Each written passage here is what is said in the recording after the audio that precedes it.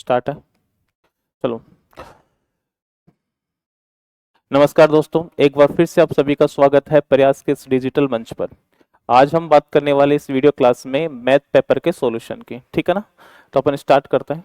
देखो, पहला क्वेश्चन हमारे पास है कि यदि a अनुपात b बराबर 3:4 है, b अनुपात c बराबर आपका 4:7 है, तो a plus B plus C, a plus B plus C बटा c का मान हमें ज्ञात करना है। देखो दोस्तों, अगर हमें a अनुपात b दे रखा है 3:4 और b अनुपात c दे रखा है 4:5, तो यहां देखो दोनों में कॉमन क्या है b, और यहाँ b की वैल्यू कितनी है 4, और यहाँ भी b की वैल्यू कितनी है 4। तो सीधी सीधी शब्दों में हम a अनुपात b अनुपात c क्या लिख देंगे 3:4:7। ठीक है, हमें तीनों का योग बटा c का मान चाहिए, तो तीनों का योग करेंगे तो देखो 3 और 4 7, और 7 कितना हो गया 14, और बटे c है तो c कितना है 7, तो 7 का भाग लगाएंगे तो यहां से आंसर हमारे पास कितना आ रहा है 2। तो पहले क्वेश्चन का आंसर दोस्तों 2 होगा, है ना, सेकंड ऑप्शन होगा। चलिए अगला क्वेश्चन देखो। क्वेश्चन में दे रखा है कि 1/x अनुपात 1/y अनुपात 1/z की वैल्यू 2:3:5 है। अगर आप इसको ऐसा लिख पाओ कि x अनुपात y अनुपात z, तो ये कितना हो जाएगा 1/2, 1/3 और 1/5। इनको सीधा सा सोल्व करने का तरीका होता है कि आप एक को छुपा के बाकी दो को गुणा करो। अगर आप इसको छुपाएंगे तो 3 5 कितना हो गया 15, 3 को छुपाएंगे तो 2 5 कितना हो गया 10, और 5 को छुपाएंगे तो 2 3 कितना हो गया 6। तो x अनुपात y अनुपात z की वैल्यू कितनी आ जाएगी 15:10:6। तो यहां से हमारे पास कौन सा आंसर रहेगा दोस्तों, बी ऑप्शन। ठीक है, चलिए नेक्स्ट क्वेश्चन बात करें। बिल्कुल सिमिलर क्वेश्चन है कि इस प्रकार से अगर आपको कोई क्वेश्चन दे रखा है कि 2a बराबर 3b बराबर 4c, तो ऐसे केस में भी हम इसको प्रतिलोमानुपात से सोल्व करते हैं। सीधा सा तरीका, एक को छुपाया बाकी दो को गुणा करते हैं। तो जब यहाँ आप दो को छुपा रहे होंगे तो 3 4 कितना हो रहा है दोस्तों 12, 3 को छुपाएंगे तो 2 4 कितना हो रहा है 8, 4 को छुपाएंगे तो 2 3 कितना हो रहा है 6। आप किसी कॉमन नंबर से डिवाइड कर रहे हो तो ये 6 हो जाएगा, ये 4 और ये 3। तो हमारे पास जो a अनुपात b अनुपात c की वैल्यू है वो 6 4 और कितनी हो जाएगी 3 हो जाएगी। ठीक है, ऐसे ही नेक्स्ट क्वेश्चन की हम बात करें। देखो बड़ा प्यारा क्वेश्चन है। क्वेश्चन क्या कह रहा है कि a अनुपात b अनुपात c की वैल्यू है 4 7 और 11, और b c और d की वैल्यू कितनी है 21 33 और 44। देखो क्वेश्चन में गिवन है a अनुपात b अनुपात c बराबर 4 7 और 11 है, और सिमिलरली अगर b c और d के अनुपात की हम बात करें तो 21:33:44। जब हम दो या दो से अधिक अनुपातों को मर्ज करते हैं तो उसमें एक स्पेशल ध्यान रखते हैं कि जो भी कॉमन नंबर आ रहा है उनकी वैल्यू को आप इक्वल कर दीजिए। ठीक है ना, यहां देखिए a b c है और यहां b c d है, तो दोनों में कॉमन क्या है, इसमें बी सी है और इसमें भी बी सी है। तो मैं कह रहा हूं कि दोनों अनुपातों में बी अनुपात सी जो है वो अगर इक्वल कर दिया जाए तो हम सीधा सीधा ए अनुपात बी अनुपात सी अनुपात डी लिख सकते हैं। तो यहां देखो बी की वैल्यू कितनी आ रही है 21 आ रही है, कितनी आ रही है 21। बी की वैल्यू यहां कितनी आ रही है 21, और सी की वैल्यू यहां कितनी आ रही है 33। यहां पर देखिए तो बी की वैल्यू कितनी आ रही है, बी की वैल्यू आ रही है आपकी 7, और C की वैल्यू कितनी आ रही है 11। तो इन दोनों वैल्यूज को हम बराबर करना चाहते हैं, तो इस अनुपात को यदि मैं 3 से गुणा करता हूं, किससे गुणा करता हूं 3 से, जैसे मैं 3 से गुणा करूंगा तो 7 3 21 हो जाएगा, ये क्या हो जाएगा 33, और B और C की वैल्यू आपस में क्या हो जाएगी बराबर। तो सीधा सा आंसर हम यहां से लिख पाएंगे, अगर इस अनुपात को मैं 3 से मल्टीप्लाई करता हूं तो A अनुपात B अनुपात C का जो वैल्यू है वो कितना हो जाएगा 4 3 12, 7 3 21 और 11 गुणा 3 33 हो गया। तो यहां से सीधा आंसर लिख दीजिए कि A अनुपात B अनुपात C अनुपात D है, तो A का मान तो हो जाएगा 12, B का मान कितना आ रहा है 21, C का मान 33 और D का मान यहां से कितना आ रहा है 44। तो हमारा रियल आंसर हो जाएगा 12 21 33 और 44। तो इस ऑप्शन में देखो 12 21 33 44, बी ऑप्शन हमारा सही रहेगा। ठीक है, चलो अगले क्वेश्चन की बात करें। देखो a अनुपात b बराबर b अनुपात c है, तो a की पावर 4 अनुपात b की पावर 4 का मान चाहिए। देखो हमारे पास ये गिवन है क्या इस बात को हम a बटा b और b बटा c लिख सकते हैं? यदि हम यहां से क्रॉस मल्टीप्लाई करेंगे ना तो बी स्क्वायर बराबर क्या हो गया ऐसी, और यदि मैं यहां पर दोनों तरफ स्क्वायर कर दूं तो b की पावर 4 बराबर a स्क्वायर c स्क्वायर हो जाएगा। ठीक है, अब देखो हमें इसकी वैल्यू पूछा है तो a की पावर 4 तो है, इस b की पावर 4 की जगह हम क्या रिप्लेस कर सकते हैं a स्क्वायर c स्क्वायर। तो मैंने जैसे ही a square c square replace किया तो यहां से स्क्वायर से ये कैंसिल हो गया, तो हमारे पास जो आंसर है वो a स्क्वायर c स्क्वायर बन गया। तो इस क्वेश्चन का जो हमारे पास आंसर है वो सी ऑप्शन रहेगा, a स्क्वायर अनुपात c स्क्वायर। चलिए नेक्स्ट क्वेश्चन है कि x अनुपात y बराबर 3 अनुपात 5 है, तो हमें इनकी वैल्यू चाहिए। तो यहां से अब देखो सीधा आंसर कर सकते हो कि x अनुपात y बराबर अगर 3 अनुपात 5 है तो x की वैल्यू तो 3 हो गई और y की वैल्यू कितनी हो गई 5। तो x की वैल्यू यहां रखी है तो 10 गुणा 3 प्लस 3 गुणा कितना हो जाएगा 5, तो 15 और 30 कितना बन गया दोस्तों 45, तो ये बन गया। ठीक है, ऐसे ही x और y की वैल्यू यहां रिप्लेस करिए तो देखो 5 गुणा कितना हो जाएगा 3 और प्लस 2 गुणा कितना हो जाएगा 5, तो ये हो गया 15 और ये हो गया 10, तो ये कितना बन गया 25। अगर आप इनके बीच अनुपात निकालोगे तो 5 से डिवाइड कर रहे होगे तो हमारे पास जो आंसर है वो 9 अनुपात कितना आ जाएगा 5। तो इस क्वेश्चन का आंसर हमारे पास क्या है सी ऑप्शन। चलिए थोड़ा फास्ट फास्ट कर रहे हैं लेकिन ज्यादा कोई दिक्कत नहीं है। देखो यहां पे हम बात करें कि 4x square minus 3y square अनुपात 2x square plus 5y square का वैल्यू कितनी है 12 अनुपात 19। तो हम इसको ऐसे भी लिख सकते हैं देखो कि 4x square minus 3y square हो गया, बटे में क्या लिख दें 2x square plus 5y square, और बराबर में कितना हो गया 12 बटे 19। हम यहां से क्रॉस मल्टीप्लाई कर सकते हैं। जब हम क्रॉस मल्टीप्लाई करेंगे ना तो देखो 19 4 से गुणा होगा तो कितना हो गया 76x स्क्वायर, और 19 इससे गुणा होगा तो 57y स्क्वायर हो गया। फिर 12 2 से गुणा होगा तो क्या हो जाएगा 24x स्क्वायर, और 12 5 से गुणा होगा तो प्लस के 60y स्क्वायर हो जाएगा। ठीक है, अब x स्क्वायर की वैल्यू को x स्क्वायर की तरफ और y स्क्वायर की वैल्यू को y स्क्वायर की तरफ, तो 24 को आप इधर लेके आओगे तो माइनस का होगा, तो यहां से देखिए 2 बच गया और 5, तो हमारे पास ये बन जाएगा 52x स्क्वायर। 57 उधर जाएगा तो कितना हो जाएगा 117y स्क्वायर। देखो x स्क्वायर के बटे में y स्क्वायर लेके आओ तो 117 के बटे में कितना चला जाएगा 52, और जब आप इसको मिनिमाइज कर रहे होंगे या कैंसिल आउट कर रहे होंगे तो 13 से डिवाइड करोगे 4 और 13 से डिवाइड करोगे 9। देखो x square upon y square की वैल्यू 9 बटे 4 है, दोनों तरफ आप क्यूब रूट मतलब स्क्वायर रूट करोगे या रूट करोगे तो यहां से वैल्यू क्या निकल के आएगी x बटा वाई, और यहाँ 9 का रूट कितना हो जाएगा 3 और 4 का कितना हो जाएगा 2, तो हमारे पास x अनुपात y का जो मान है वो 3 अनुपात 2 होगा। ठीक है ना, तो इस क्वेश्चन का आंसर हमारे पास क्या होगा सी ऑप्शन। चलिए नेक्स्ट क्वेश्चन है 123 कि किसी मानचित्र के लिए एक पैमाना है, पैमाना किस रेशो में है कि 1 अनुपात 4 गुणा 10 की पावर 5।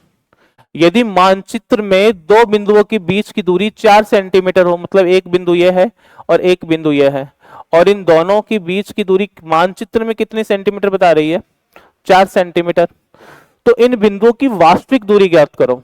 देखो दोस्तों इस प्रकार के क्वेश्चन में हम क्या करते हैं कि जब हम पैमाना बनाते हैं तो पैमाना हम इसी प्रकार से बनाते हैं कि 1 अनुपात 4 गुणा 10 की पावर 5। इसका मतलब यह हुआ कि 1 सेंटीमीटर बराबर, या अपन जैसे ग्राफ में किसी अपन ग्राफ में चीजों को रिप्रेजेंट करते हैं तो वहां खाने टाइप में होते हैं, ठीक है ना, बॉक्स होते हैं, तो एक बड़ा बॉक्स को हम क्या बोलते हैं 1 सेंटीमीटर। तो इसका मतलब यह हुआ कि 1 सेंटीमीटर की दूरी किसके बराबर है 4 गुणा 10 की पावर 5 सेंटीमीटर के बराबर। मतलब आप ये कह सकते हैं इस बात को ऐसे कह सकते हैं कि ये 1 सेंटीमीटर का जो मान होता है ना वो 4 गुणा 10 की पावर 5 सेंटीमीटर दे रखा है, और यहां दो बिंदुओं के बीच की दूरी कितनी सेंटीमीटर बता रखी है 4, तो 1 बराबर इतना है तो 4 सेंटीमीटर बराबर कितना हो जाएगा, तो आप लिखोगे 4 4 कितना हो जाएगा भैया 16, और 10 की पावर कितनी हो गई 5 सेंटीमीटर। तो उन दोनों बिंदुओं के बीच की दूरी ये वाली होगी, लेकिन ऑप्शन में सेंटीमीटर मीटर किलोमीटर और किलोमीटर में ही दे रखा है। तो देखो अगर इस सेंटीमीटर को हम मीटर में बनाएं तो सीधी सी बात है किसका भाग लगाएंगे 100 का, ठीक है ना, और उसको किलोमीटर में बढ़ाएं तो हम किसका भाग लगाएंगे, 1000 का। तो 3 और 2 कितनी हो गई, 5, तो 5 जीरो से 5 जीरो कैंसिल हो गया, ठीक है। और यहां हमारे पास ये जो 16 सेंटीमीटर वन बन रहा था, ये किस में बन जाएगा, किलोमीटर में। तो हमारा जो क्वेश्चन का आंसर है वो 16 किलोमीटर होगा। मतलब इस क्वेश्चन का आंसर हमारे पास सी ऑप्शन है। अगला क्वेश्चन देखो, क्वेश्चन हमारे पास है कि 19, 29, 9 तथा 14 में से प्रत्येक में क्या जोड़ा जाए कि प्राप्त संख्या समानुपाती हो जाए। अगर दोस्तों इस क्वेश्चन में आप प्रोसेस से बात करते हैं ना, तो प्रोसेस में हम सिंपल सी बात कहेंगे कि हमें क्या जोड़ा जाना है, x, ताकि ये संख्या क्या बन जाए, समानुपाती। तो प्रत्येक नंबर में आप x जोड़ दीजिए। तो पहला हमारे पास क्या है, 19, बाद में कितना है, 29। तो जैसे मैं इसमें x जोड़ता हूं और इसमें x जोड़ता हूं, तो इन दोनों का जो अनुपात है, अकॉर्डिंग टू क्वेश्चन, कि इन दोनों का अनुपात इन दोनों के अनुपात के बराबर हो जाएगा। मतलब 9 प्लस एक्स बटा 14 प्लस एक्स के बराबर हो जाएगा। आप यहां से सोल्व करके किसकी वैल्यू फाइंड कर सकते हो, x की, और यहां से हमारे पास आंसर बन जाएगा। लेकिन ऐसे क्वेश्चन को हमेशा ही ऑप्शन से ही सोल्व करना है, वो ज्यादा इजी रहता है। देखो पहले ऑप्शन चेक करते हैं कि सपोज कि हम सभी नंबर्स में क्या जोड़ें, एक। तो अगर 19 में एक जोड़ूंगा तो 20, और 29 में एक जोड़ूंगा तो कितना हो जाएगा, 30। ऐसे ही अगर 9 में एक जोड़ा तो कितना हो गया, 10, और 14 में एक जोड़ा तो कितना हो गया, 15। मैं चाहता हूं कि इन दोनों का अगर अनुपात बराबर हो गया तो संख्या क्या बन जाएगी, समानुपाती। तो मैंने इन दोनों के बीच अनुपात निकाला तो कितना आ गया, 2:3, और इन दोनों के बीच अनुपात निकाला तब भी कितना आ रहा है, 2:3। तो देखो पहले ऑप्शन में ही दोनों जो चीजें हैं वो बराबर आ रही है। तो सीधी सी बात है, इस क्वेश्चन का आंसर हमारे पास क्या रहेगा, 1। चलो अगले क्वेश्चन की ओर बात करते हैं। देखो 125 नंबर का क्वेश्चन है कि धातु ए के 60 केजी के साथ धातु बी का 100 केजी मिलाया गया है। देखो एक तो ए धातु है जो 60 केजी की है, और एक बी धातु है जो 100 केजी की है। यदि धातु ए में सीसे और टिन का अनुपात, यहां सीसे और टिन का जो अनुपात है वो 2:3 दे रखा है, और तथा धातु बी में यह अनुपात 4 कितना बन रहा है, 1। तो नई धातु में टिन कितना होगा। देखो इन दोनों धातुओं को मिला रहे हैं, इस धातु का कितना केजी ले रहे हैं, 60, इसका कितना ले रहे हैं, 100। तो 60 के अंदर 2:3 के अनुपात में सीसा टिन है, या 100 में से 4:1 के अनुपात में सीसा टिन है। तो हमें टिन की मात्रा चाहिए। तो यहां से अगर हम टिन की मात्रा निकालेंगे, देखो इधर से हम टिन की मात्रा निकालते हैं, तो टिन के लिए अनुपात कितना हो गया, 3। अनुपातों का योग कितना हो गया, 5, और कितने में से, 60 में से। तो आप यहां से कहोगे कि 36 केजी टिन तो यहां से मिल रहा है। फिर देखिए टिन का यहां अनुपात कितना है, 1, कितने में से, 5 में से, और टोटल कितना है, 100। तो 5 से डिवाइड करेंगे तो 20, तो 20 केजी यहां से मिल रहा है टिन। तो अगर हम दोनों को मिला रहे हैं तो 36 केजी टिन यहां से आएगा, 20 केजी टिन यहां से आएगा। तो 36 और 20 कितने हो रहे हैं, 56। तो 56 केजी नई धातु में टिन रहेगा। तो इस क्वेश्चन का जो आंसर है वो हमारे पास क्या हो गया, ए ऑप्शन। ठीक है, चलिए अगले क्वेश्चन की हम बात करें। नेक्स्ट क्वेश्चन है कि एक व्यक्ति 3,30,000 को अपनी पुत्री, पत्नी तथा पुत्र में इस प्रकार बांटता है कि पुत्री का 1/2 भाग, पत्नी का 1/4 भाग और पुत्र का 1/5 भाग परस्पर बराबर है। तो पुत्री का भाग कितना है ये ज्ञात करना है। देखो 3,30,000 का बंटवारा किया जा रहा है। ये बंटवारा कैसे किया जा रहा है, बात को समझो। इसने कहा कि एक तो इनकी पुत्री है, मैं पुत्री को डॉटर डी से बता देता हूं, एक इसकी पत्नी है और एक इसका पुत्र है। ठीक है, अब क्या कह रहा है कि पुत्री का 1/2 भाग, तो पुत्री का भाग अगर डी मानूं तो इसका 1/2 कितना हो गया, d/2। ठीक है, पत्नी का 1/4 भाग तो w/4 हो गया, और पुत्र का 1/5 भाग तो s/ क्या हो गया, 5। और ये आपस में क्या है, बराबर। देखो अकॉर्डिंग टू क्वेश्चन हम क्या कह रहे हैं कि पुत्री का 1/2 भाग, पत्नी का 1/4 और पुत्र का 1/5 आपस में क्या है, बराबर। अब हम यहां से पुत्री का भाग ज्ञात करना चाहते हैं, तो सीधी सी बात है हमें क्या ज्ञात करना है, डी अनुपात डब्ल्यू अनुपात एस।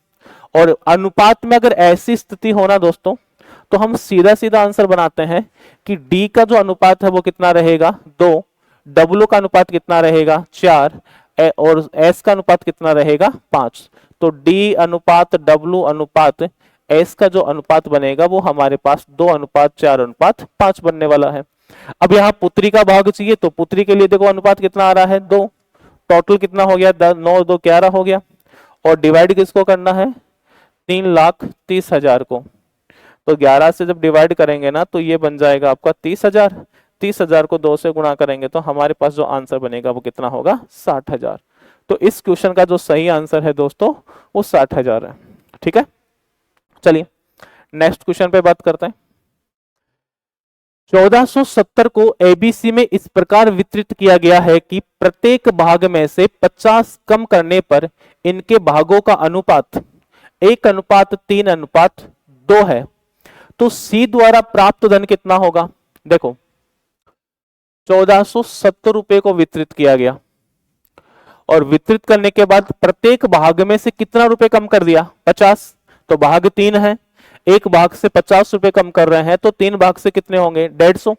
तो आप इसमें से 150 रुपए कम कर दो। जैसे आप 150 रुपए कम करेंगे तो हमारे पास पैसा कितना बचा 1320। और उनका जो वितरण है वो किस अनुपात में है 1:3:2 में। ठीक है, ये ए हो गया, ये बी हो गया और ये सी हो गया। अब ये कह रहा है कि सी द्वारा प्राप्त धन कितना है, तो सी का अनुपात आपके पास 2 है। अनुपात हो गया, देखो 3 और 2 5 और 1 6 हो गया। कितनी राशि वितरित की गई 1320, तो गुणा 1320 कर दिया। 6 से डिवाइड करोगे ना तो ये आपके पास बन जाएगा 220। 220 और 2 कितना हो रहा है 440। ये सी के पास था, लेकिन सी के अकाउंट से कितने रुपए कम किए गए हैं 50। तो प्रारंभ में उसको कितना मिला, तो 50 और जोड़ दीजिए तो ये कितना हो गया 490। तो इस क्वेश्चन का आंसर हमारे पास सी ऑप्शन रहेगा। ठीक है, बिल्कुल आसान क्वेश्चन है। चलो आगे और बात करते हैं। 94 को 2 भाग ए तथा बी में इस प्रकार विभक्त किया गया है कि ए के 5वां भाग और बी के 8वें भाग का अनुपात 3:4 है। देखो अगर ए के 5वें भाग की बात करें तो a/5 और बी के 8वें भाग की बात करें तो b/8। इन दोनों का अनुपात कितना है 3:4। तो हमने कहा कि दोनों का अनुपात निकालोगे तो किसके बराबर लिख दोगे 3/4 के बराबर। एक काम करिए, पहले तो आप इसको सोल्व करिए। तो देखो 8 ऊपर चला जाएगा तो 8 ए हो गया, 5 नीचे आ जाएगा तो 5b हो गया, बराबर में कितना हो गया 3/4। अगर a/b हम निकाले ना तो 5 3 से गुणा होगा तो 15 हो जाएगा, 8 4 से गुणा होगा तो 32। तो a अनुपात b की वैल्यू कितनी हो गई 15:32। अब क्या कह रहा है कि हमें a का भाग ज्ञात करना है। तो a का अनुपात 15 है, टोटल कितना हो गया तो 15 और 32 47 हो रहा है। और यहां टोटल राशि कितनी है 94। आप यहां से डिवाइड कर रहे होंगे तो 2 टाइम्स और 15 और 2 कितना हो गया 30 रुपए। तो हमारे पास जो आंसर है वो कितना होगा बी ऑप्शन 30 रुपए। ठीक है, चलिए अगले क्वेश्चन की ओर बढ़ते हैं। नेक्स्ट क्वेश्चन है कि 4 पात्रों में मिश्रणों में दूध और पानी क्रमशः 5:3, 2:1, 3:2 तथा 7:4 के अनुपात में है। किस पात्र में पानी के सापेक्ष, ध्यान रखना टोटल नहीं है, किस पात्र में पानी के सापेक्ष दूध की मात्रा सबसे कम होगी। तो देखो अगर हम पहले पात्र की बात करें तो पानी कितना है 3 और दूध कितना है 5, तो ये 5/3 पानी के सापेक्ष ही है। ठीक है, ऐसे ही 2/1 की बात करें तो ये भी पानी के सापेक्ष है। ऐसे यदि हम 3/2 की बात करें, ऐसे ही हम अगर 7/4 की बात करें, तो हमें यह बताना है कि इन जो 4 पात्र है इन चारों पात्र में दूध की मात्रा कम कैसे किस में होगी, दूध की मात्रा कम किस में होगी। तो दोस्तों ध्यान दो, ऐसे केस में हम क्या करते हैं कि जो भी अगर फ्रैक्शन हमें दे रखी है तो सबसे पहले तो हम जो भी फ्रैक्शन में जो बटे में जो वैल्यू आ रही होती है उनका एलसीएम निकालते हैं ताकि हम इसको वैल्यूज में आसानी से कन्वर्ट कर सकें। तो देखो हमने ये बताया कि यहां 3 आ रहा है, बटे में 1 आ रहा है, 2 आ रहा है और 4 आ रहा है। तो 3 1 2 और 4 का एलसीएम कितना मानकर चले 12। 12 मान के चलते हैं। अगर हम यहाँ 12 से मल्टीप्लाई करेंगे तो पहले बताइए कि इस पात्र में मात्रा कितनी है, 20। पानी के सापेक्ष कितनी होगी, 20। अगर 12 से यहां मल्टीप्लाई करूं तो कितना आ जाएगा, 24। ठीक है, अगर 12 को मैं यहां से मल्टीप्लाई करता हूं तो 2 से डिवाइड हुआ कितना, 6, और 36 कितना हो गया, 18। और ऐसे यदि मैं 12 से डिवाइड करता हूं तो 4 से कितनी बार कटेगा, 3, और हमारे पास वैल्यू कितनी आ गई, 21। तो जिसकी वैल्यू कम होगी वो पानी के सापेक्ष दूध की मात्रा भी कम होगी। तो यहां से देखो कम किसकी है, 18 की। कौन से अनुपात में, 3:2 में। तो ये कौन सा है, 3:2, तीसरा वाला। तो इस क्वेश्चन का आंसर हमारे पास क्या होगा, सी ऑप्शन। ठीक है, तो बिल्कुल आसान क्वेश्चन था, कुछ ज्यादा कोई खास नहीं था। चलो आगे वाले क्वेश्चन की बात करते हैं। नेक्स्ट क्वेश्चन हमारे पास क्या है कि 35 लीटर मिश्रण में दूध और पानी का अनुपात 5:2 है।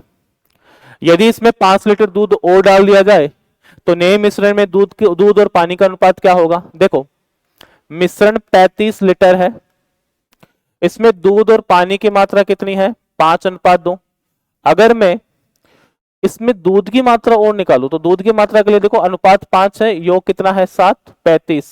तो हम यहां से डिवाइड करके वैल्यू कितनी बना रहे हैं, 25। तो 25 लीटर दूध है। अब क्वेश्चन क्या कह रहा है कि 5 लीटर दूध और डाल दिया गया, तो 25 तो पहले ही था, 5 और डाल दिया तो 25 और 5 कितने हो गए, 30। और पानी तो सेम ही रहेगा, तो पानी देखो 35 में से 25 दूध है तो पानी 10 रहेगा, तो ये आपके पास 10 हो गया। तो यहां से जब कैंसिल आउट करेंगे तो हमारे पास अनुपात कितना आ गया, 3:1। तो ये बात भी आपको समझ में आ गई होगी, है ना। तो इस क्वेश्चन का आंसर ए ऑप्शन रहेगा। 131 नंबर का क्वेश्चन देखो, 2 बर्तनों में आम के जूस और सेब के जूस का अनुपात 3:2 और 2:1 है। उनकी बराबर मात्रा लेकर किसी तीसरे बर्तन में डाला जाता है। तीसरे बर्तन में आम के जूस और सेब के जूस का अनुपात क्या होगा। देखो पहला अनुपात आपको 3:2 दे रखा है, दूसरा दे रखा है 2:1। हम क्या कह रहे हैं कि उनकी बराबर मात्रा ले रहे हैं। तो बराबर मात्रा का मतलब यह हो गया कि दोनों के अनुपातों का योग बराबर होना चाहिए, है ना। तो इनका अनुपातों का योग कितना है, 5, और इनका कितना है, 3। तो पहले इनके अनुपातों को योग को बराबर करो। तो आप इस अनुपात को 5 से मल्टीप्लाई कर दो और इसको किससे कर दो, 3 से। तो देखिए कितना हो जाएगा, 9:6। ये कितना हो जाएगा, 10:5।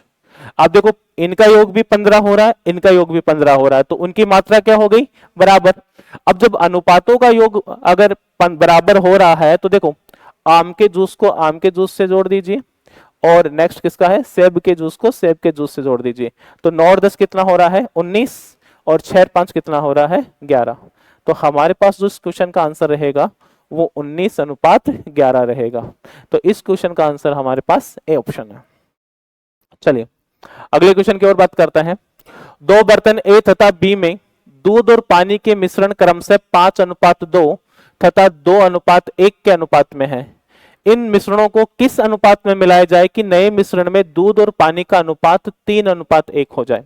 देखो यहां आप मिश्रण नियम को लागू कर सकते हैं कि एक बर्तन है जिसमें 5:2 है दूध और पानी का, और यहां पे दूध और पानी का अनुपात 2:1 है। इसको किस अनुपात में मिलाया जाए कि जो रिजल्ट है वो 3:1 आ जाए। तो आप यहां पे मिश्रण नियम केवल दूध में लागू कर सकते हैं या पानी में, जिसमें भी हो, दोनों से आंसर बिल्कुल सेम ही आएगा दोस्तों। देखो अगर दूध की बात करें तो देखो दूध की मात्रा यहां कितनी है, 5 है, कितने में से, 7 में से। ठीक है, यहां दूध की मात्रा कितनी है,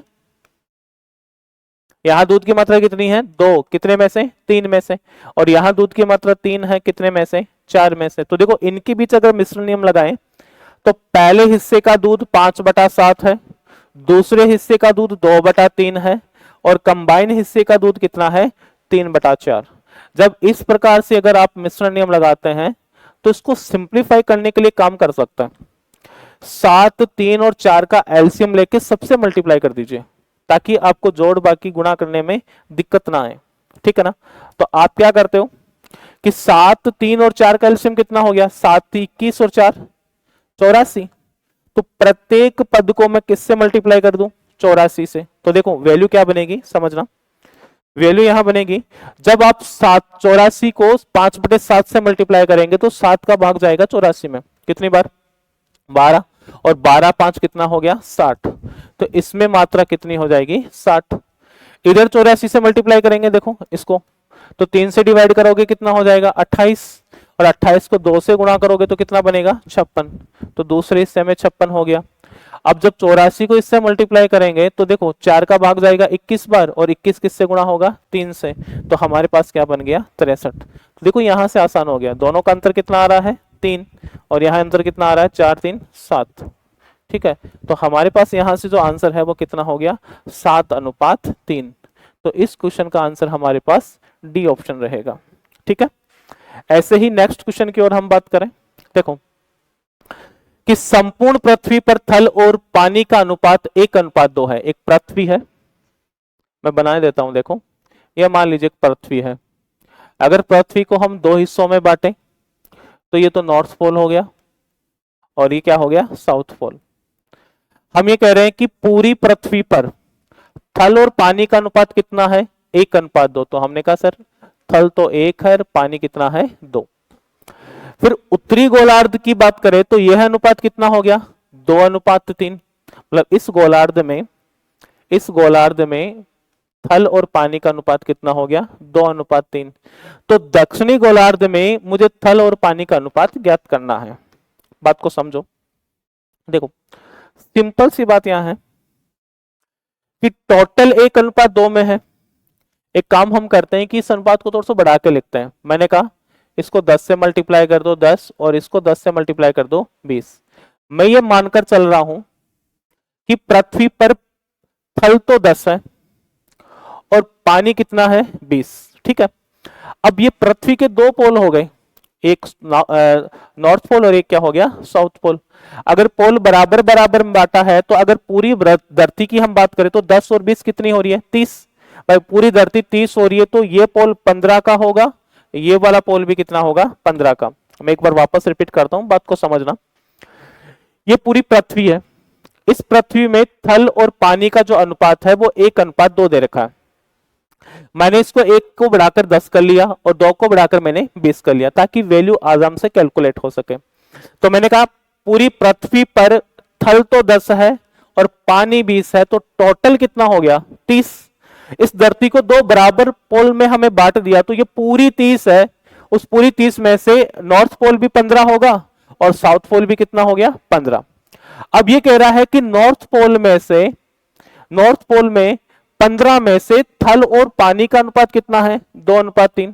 तो अगर हम यहां से कैलकुलेट करते हैं तो देखो दोनों का योग कितना हो गया 5, 5 को 15 से डिवाइड करोगे तो कितना आ जाएगा 3, और 3 को 2 से गुणा करेंगे तो ये वाली वैल्यू तो कितनी हो गई 6, और 3 को यहां मल्टीप्लाई करेंगे तो कितना हो गया 9। तो हम कह रहे हैं कि नॉर्थ पोल पर थल कितना है 10 और पानी कितना है 9, जबकि पूरी पृथ्वी पर आपका थल 10 है जिसमें से 6 जो वैल्यू है वो नॉर्थ पोल में आ चुकी है, तो बाकी बची है वो किस में आएगी साउथ पोल में, तो कितनी रह गई 4।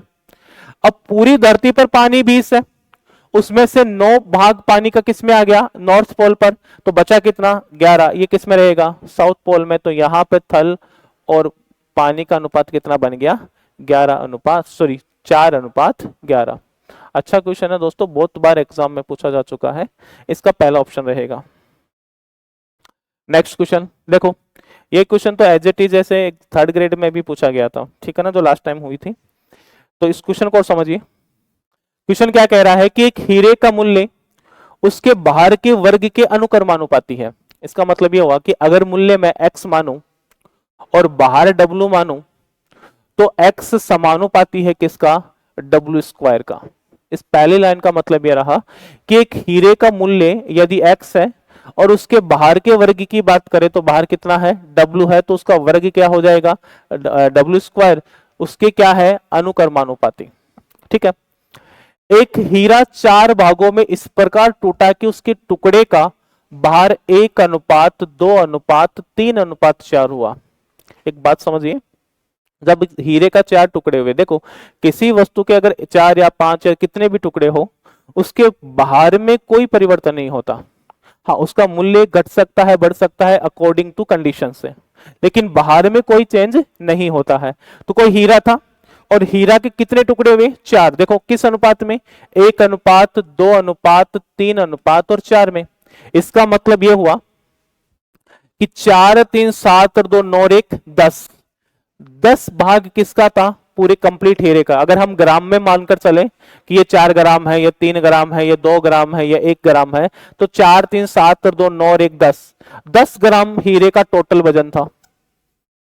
ठीक है, अब टुकड़े हो गए तो एक 1 ग्राम का हो गया, एक 2 ग्राम का हो गया, एक 3 ग्राम का हो गया और एक 4 ग्राम का हो गया। अब इनके अलग अलग मूल्यों की बात करें तो जो मूल्य है उस भार के वर्ग के बराबर है। तो इसका भार कितना है? 1। तो इसका जो मूल्य है, इसका जो मूल्य है वो कितना बन जाएगा? 1 का स्क्वायर 1 हो जाएगा। इसका मूल्य कितना बन जाएगा? 2 का स्क्वायर 4। इसका मूल्य कितना है? 3 का स्क्वायर 9। और इसका मूल्य कितना होगा? 4 का स्क्वायर 16। अगर टोटल मूल्य की हम बात करें इसमें तो 16 4 20 और 29 रे कितना हो गया? 30। टूटने के बाद हीरा 30 रुपए में बिक रहा है एक तरीके से, या 30 यूनिट में बिक रहा है। जबकि जब हीरा कंप्लीट 10 ग्राम का था तो इसका मूल्य अगर हम कैलकुलेट करें तो इसका भी कैलकुलेट किससे होगा? इसी वाली कंडीशन से। तो 10 का स्क्वायर कितना हो गया? 100। तो वास्तविक उसका जो मूल्य था वो कितना था? 100। टूटने के बाद कितनी यूनिट हो गई? 30। तो मुझे बताओ कितने की हानि हो रही है? 70 यूनिट की हानि हो रही है। जबकि क्वेश्चन बता रहा है कि कितने की हानि हो रही है? 70,000 की। तो ये 70 यूनिट किसके बराबर है? 70,000 के बराबर। तो देखो 70,000 बटे क्या हो जाएगा? 70। हमें वैल्यू किसकी चाहिए? हीरे के मूल्य की। तो हीरे का वास्तविक मूल्य तो 100 ही था, तो आप इसको 100 से गुणा कर रहे होंगे ना, तो 0 से 0 कैंसिल और ये हो गया 1000 गुणा 100। मतलब आप इसका आंसर 1 लाख रुपए रखेंगे। ठीक है ना? तो हीरे का जो वास्तविक मूल्य है वो 1 लाख रुपए है। ठीक है ना? चलो अगला क्वेश्चन देखो। दो संख्याएं 4:5 के अनुपात में है। पहली संख्या में 20% की वृद्धि और दूसरी संख्या में 20% की कमी करने पर प्राप्त संख्याओं का अनुपात। यह तो सीधा ही पड़ा है। एक संख्या 4 है, इसमें 20% की वृद्धि करोगे तो 120/100 लिखोगे अनुपात। दूसरी संख्या हमारे पास 5 है और इसमें 20% की कमी करोगे तो कितना लिखोगे? 80/100। देखो 100 से 100 कैंसिल हो गया, 40 से डिवाइड करेंगे 3 बार, सॉरी 2 बार। 40 से डिवाइड करोगे यहाँ कितनी बार? 3 बार। 2 से डिवाइड कर दो, 2 हो गया। 2 गुणा 3 कितना हो रहा है? 6। और कितना हुआ? 5। तो इस क्वेश्चन का अनुपात हमारे पास 6:5 रहेगा। तो ऑप्शन में 4:5। अच्छा, तो यहां पर देखो इसका आंसर कितना हो जाएगा? 6:5। तो डी ऑप्शन हमारे पास क्या रहेगा? सही। ठीक है, नेक्स्ट क्वेश्चन देखो। राम और सीता की मासिक आय का अनुपात 3:7 है और उनकी मासिक खर्च का अनुपात 2:5 है। यदि प्रत्येक की बचत 400 रुपए है तो राम की आय ज्ञात करिए।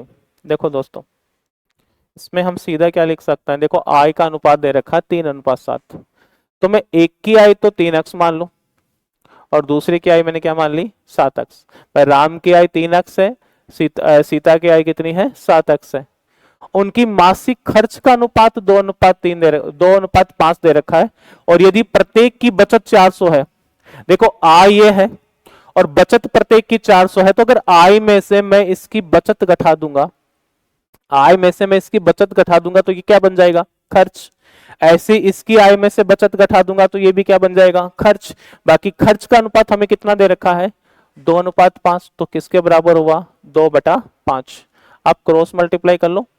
5 थी 15x, ये हो जाएगा 2000, ये हो जाएगा 14x और ये हो जाएगा 800।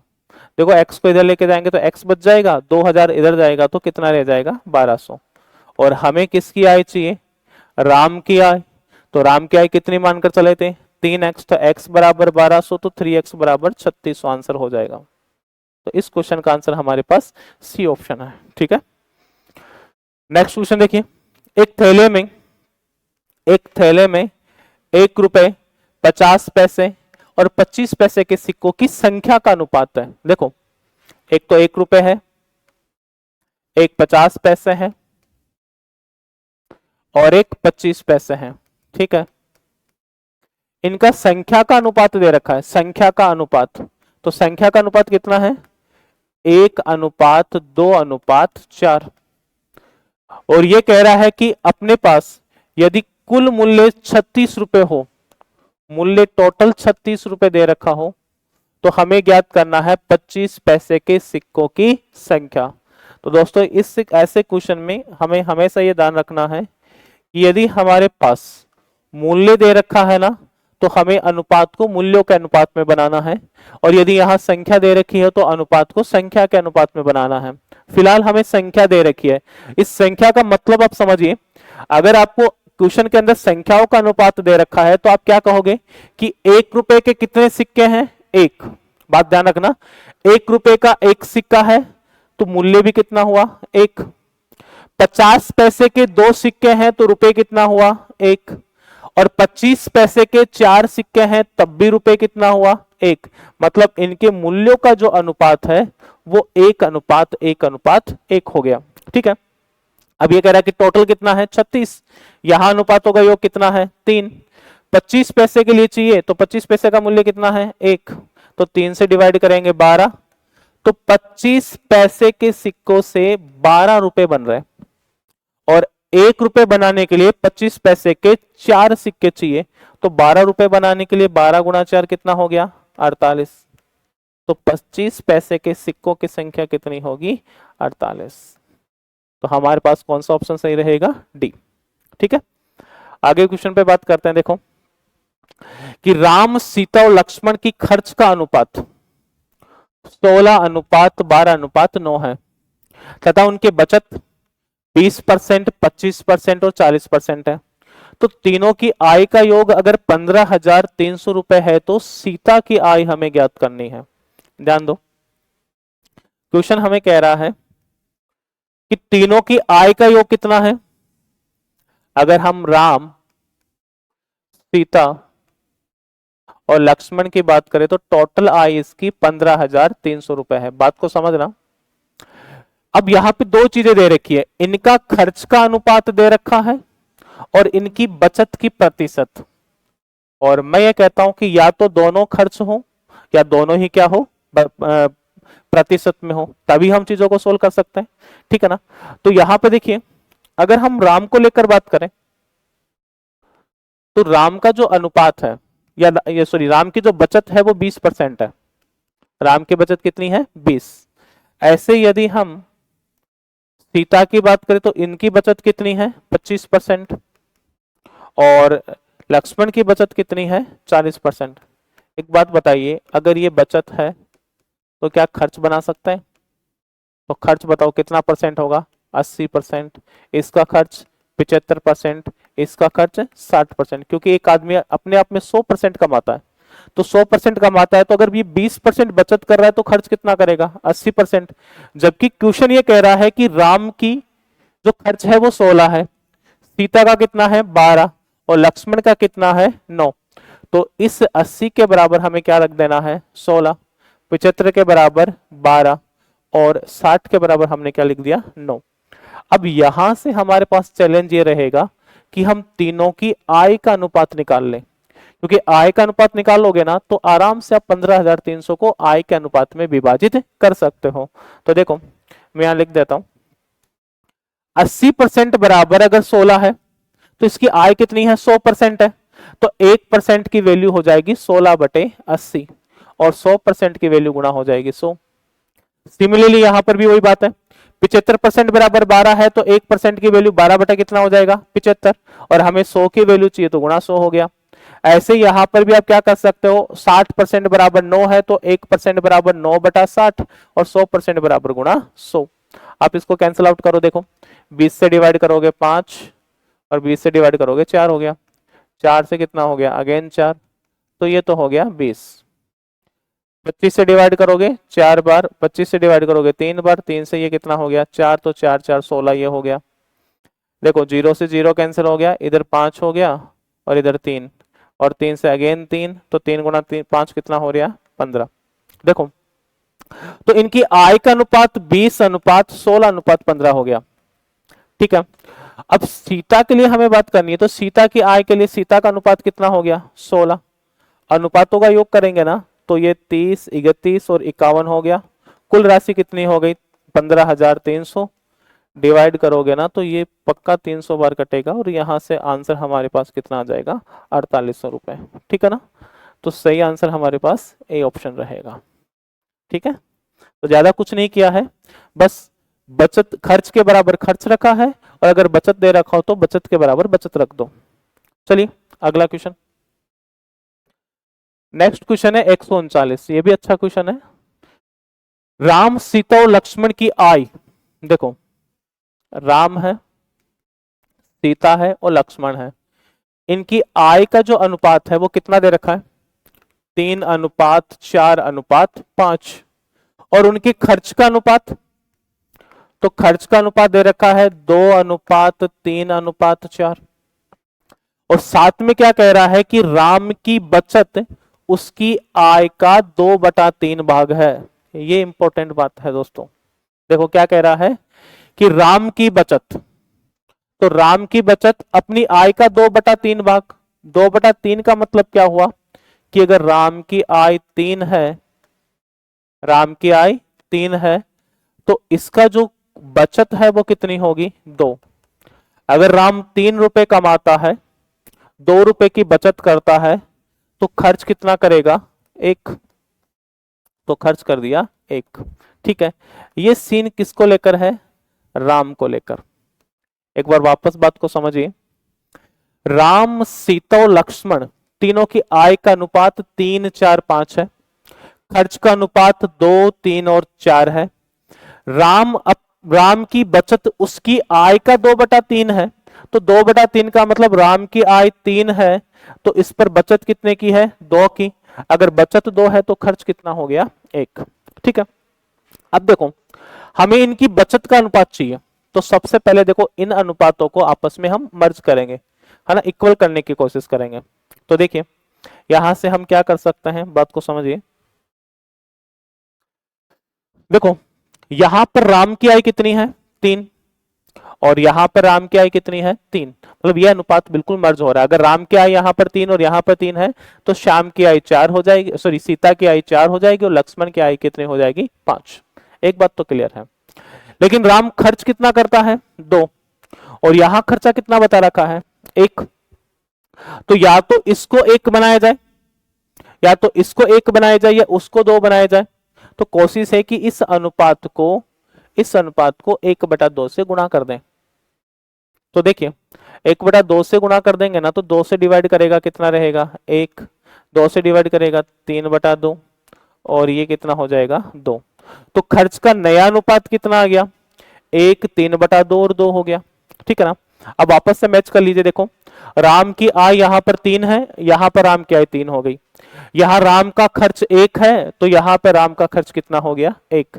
तो बताओ राम ने बचत कितने की? अगर बचत का अनुपात हम निकालें तो 3 कमाता है, 1 खर्च करता है, तो राम की बचत कितनी हो गई 2। तो सीता की अगर बचत की हम बात करें तो सीता कितनी कमाता है, सॉरी कितनी कमाती है 4, है ना, और खर्च कितना करता है -3/2, 3/2 का मतलब हो गया 1.5। 1.5 को हम इसको सोल्व कर दें तो मैं ऐसे लिख देता हूँ 4 दूनी 8, 8 - 5 तो 5 बटे कितना हो गया 2, 5/2। ठीक है ना, मैं देखो 4 दूनी 8 हो गया, 8 में से 3 घटाएंगे तो 5/2 हो गया। और लक्ष्मण 5 कमाता है और खर्च कितना कर देता है 2, तो बचत कितने की करेगा 3 की। आपको बचत का अनुपात ही चाहिए था, तो एक काम करो पूरे अनुपात को 2 से मल्टीप्लाई कर दो, तो ये हो जाएगा 4, ये हो जाएगा 5 और ये हो जाएगा 6। तो यहां से हमारे पास आंसर आ गया 4:5:6। ठीक है, ऑप्शन में है नहीं तो ये वाला, इसको करेक्शन कर लेना, यहाँ कितना आएगा 6, तो ए ऑप्शन सही रहेगा, इसमें करेक्शन है 4:5:6, इसका सही आंसर रहेगा। ठीक है ना, ये वाली चीज है। चलिए नेक्स्ट क्वेश्चन पे बात करें। 140 नंबर का क्वेश्चन है, यदि किसी समबहुभुज के प्रत्येक कोण दो समकोण के 3/5 गुना के बराबर है। देखो दो समकोण का मतलब कितना होता है 180, और 180 का 3/5 कितना होता है 5 से डिवाइड करिए, 3 और कितना हो गया 36, और 36 गुना 3 कितना हो गया 108 डिग्री। तो किसी समबहुभुज का प्रत्येक आंतरिक कोण 160 डिग्री है, है ना, सॉरी 108 डिग्री है जो इसके गुना के बराबर है, तो भुजाओं की संख्या ज्ञात करनी है। दोस्तों एक सिंपल सी बात है कि अगर समबाहुभुज है, प्रत्येक आंतरिक कोण अगर 108 डिग्री है तो बाह्य कोण क्या होगा, तो बाह्य कोण ज्ञात करने के लिए हम सिंपल क्या करते हैं, 180 में से, किस में से, 180 में से 108 घटा देंगे तो कितना बचेगा, 72। और मैं जानता हूं कि सभी बाह्य कोणों का योग कितना है, 360, और प्रत्येक बाह्य कोण कितना है, 72। तो 72 का आप भाग लगाएंगे तो आप यहां से कितना लिख पाएंगे, 5। तो बाह्य कोण, बाह्य टोटल कोण कितने हुए, 5। और ध्यान रखना जितने बाह्य कोण है उतनी ही भुजा है, तो यहां से भुजा की संख्या भी हमारे पास कितनी हो गई, 5 ही हो गई। तो सीधी सी बात है, कौन सा ऑप्शन रहेगा, बी ऑप्शन। देखिए दो समबाहुभुज की भुजाओं का अनुपात, दो समबाहुभुज है, इनकी भुजाओं का अनुपात 1:2 दे रखा है। यदि पहले बहुभुज का प्रत्येक आंतरिक कोण 120 है, तो दूसरे समबाहुभुज का प्रत्येक आंतरिक कोण हमें ज्ञात करना है। देखो अगर हम भुजाओं की संख्या का अनुपात 1 माने, ठीक है, और इसका आंतरिक कोण 120 डिग्री है, तो बाह्य कोण दोस्तों कितना होगा, बाह्य कोण हो जाएगा 60 डिग्री। बाह्य कोण कितना होगा, 60 डिग्री। और टोटल बाह्य कोण कितना होता है, 360, उसमें 60 का भाग लगाएंगे तो भुजाओं की संख्या कितनी आ गई, 6। जबकि अनुपात कितना दे रखा है, 1। तो इस 1 की वैल्यू किसके बराबर है, 6 के बराबर। तो 2 की वैल्यू कितनी हो जाएगी, 12। तो हम कहेंगे दूसरे बहुभुज में, दूसरे समबाहुभुज में भुजाओं की संख्या 12 है। ठीक है, तो बाह्य कोण कितना होगा, तो 360 में हम किसका भाग लगाएंगे, 12 का, तो कितना हो जाएगा, 30 डिग्री। ये 30 डिग्री होगा दूसरे समबाहुभुज का बाह्य कोण। और हमें आंतरिक कोण चाहिए, तो आंतरिक कोण के लिए भी हम क्या करते हैं, 180 में से 30 को घटा देते हैं, तो कितना बन गया हमारे पास, 150। तो हमारे पास कौन सा ऑप्शन सही रहेगा, ए ऑप्शन। ठीक है, चलिए नेक्स्ट क्वेश्चन पे हम बात करें। एक समबाहुभुज का अंतः कोण उसके बाह्य कोण से 108 अधिक है। देखो एक अंतः कोण की बात हो रही है और एक बाह्य कोण की बात हो रही है, और दोनों में डिफरेंस कितना बता रहा है, दोनों में डिफरेंस बता रहा है 108। लेकिन मैं इतना जानता हूं कि अगर दोनों को जोड़ दें तो 180 आएगा। तो अगर 180 आ रहा है तो 180 में से डिफरेंस 108 है, तो बाकी दोनों अगर डिफरेंस ना हो तो बाकी दोनों कोणों का योग कितना आएगा, 72। आप उसको x मान कर भी कर सकते हैं कि ये x है, दूसरा x प्लस 180 हो जाएगा। आप ऐसे भी कर सकते हैं या ऐसे भी कर लो, चलो मैं वैसे बता देता हूं, ज्यादा ठीक रहेगा। अगर आंतरिक कोण x माने तो उसका बाह्य कोण, सॉरी बाह्य कोण x मानते हैं, क्योंकि किसने कहा कि समबाहुभुज का अंतः कोण उसके बाह्य कोण से 108 अधिक है, तो अंतः कोण कितना हो जाएगा, x प्लस 108। दोनों का योग हम करें तो किसके बराबर होगा, 180 के बराबर। तो यहां से देखिए 2x बराबर कितना आ गया, 180 इधर चला जाएगा तो कितना हो, सॉरी 108 इधर चला जाएगा तो 72 डिग्री हो जाएगा। x बराबर कितना आ गया, 36।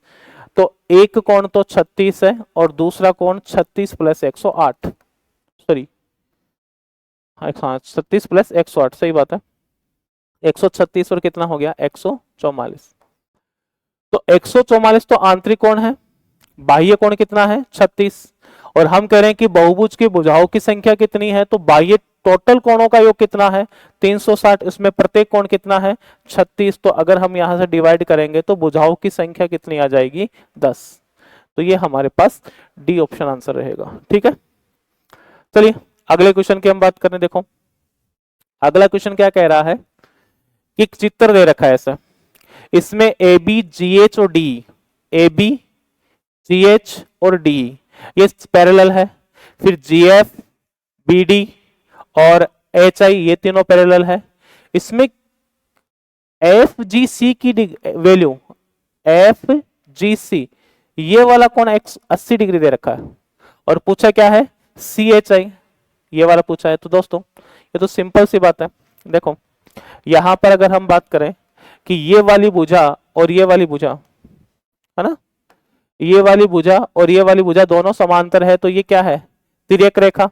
और तिर्यक रेखा में ये वाले कौन कौन से कोण होते हैं, एकांतर कोण। तो ये 80 है, तो ये भी कितना होगा, 80। तो इस क्वेश्चन का आंसर हमारे पास क्या होगा, 80 डिग्री। चलिए अगले क्वेश्चन की ओर बात करें।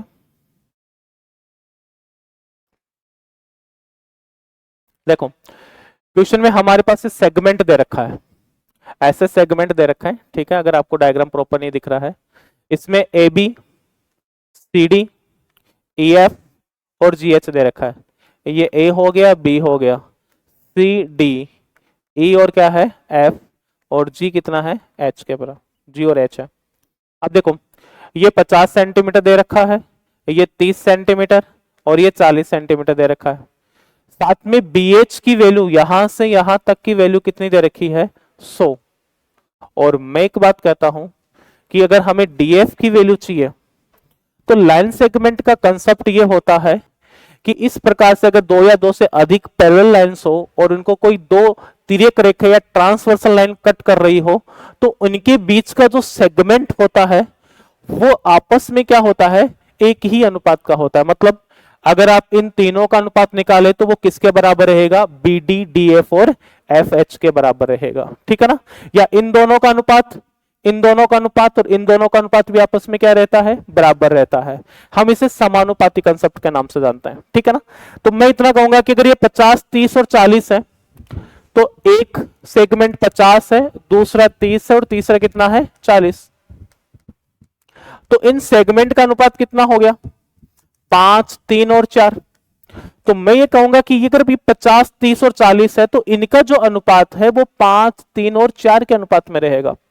और टोटल कितनी दे रखी है 100, और हमें किसकी वैल्यू चाहिए DF की, तो टोटल 100 है, जबकि ये कितना है 5 और 3, 5 और 4 9 और 3 कितना हो गया 12, जबकि ये 100 दे रखा है तो 100 बटा कितना हो गया 12। और हमें DF की वैल्यू चाहिए तो DF की वैल्यू कितनी है 3, यहां से डिवाइड करेंगे और 4 से कितना हो जाएगा 25। तो DF की वैल्यू कितनी होगी दोस्तों 25 सेंटीमीटर। कौन सा ऑप्शन होगा, सी ऑप्शन। चलिए अगले क्वेश्चन पे हम बात करें। देखो क्वेश्चन क्या कह रहा है कि एक चित्र है, ठीक है। तो इसके अंदर हम क्या कह रहे हैं कि AE CD पैरेलल है। देखो AE कौन सा हो गया, AE और CD पैरेलल हो गया है ना, BC और ED पैरेलल हो गया, BC और ED पैरेलल हो गया। X का मान चाहिए, तो देखो यहां से सिंपल सी बात है, अगर ये X है इसका मान चाहिए, ये दोनों लाइन पैरेलल है तो ये 100 डिग्री होगा तो इसका सामने वाला भी 100 डिग्री ही होगा क्योंकि शीर्षाभिमुख कोण है। और ये 100 डिग्री है तो ये वाला कोण 80 डिग्री होगा, क्यों होगा, सॉरी ये भी क्या होगा 100 डिग्री ही होगा, 100 डिग्री होगा क्योंकि ये दोनों पैरेलल लाइन है। तो ये कौन से कोण होंगे, संगत कोण। संगत कोण भी बराबर होते हैं और शीर्षाभिमुख कोण भी बराबर होते हैं। लेकिन अगर हम इन दोनों में बात करें इस सेगमेंट में, और ये 100 है और ये x है, तो दोनों आंतरिक कोण है, आंतरिक कोणों का योग 180 डिग्री होता है। इसमें से 100 ये हो गया तो x डिग्री की वैल्यू कितनी हो गई 80, ठीक है ना। तो हमारे पास यहां से जो आंसर होगा वो कौन सा ऑप्शन रहेगा, बी ऑप्शन, ठीक है। चलिए क्वेश्चन नंबर 146 में देखिए, तीन रेखाएं एक दूसरे को युग्म में प्रतिच्छेद करती है। युग्म मतलब दो रेखाओं का प्रतिच्छेद।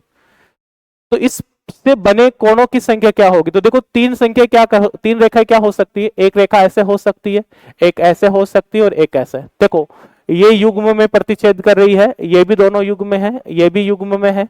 तो यहां पर बनने वाले कोण कितने हैं 4, यहां बनने वाले कोण कितने हैं 4, इधर बनने वाले कोण कितने हैं 4, तो टोटल कितने हो गए 12। तो यहां पर टोटल 12 कोण बनेंगे।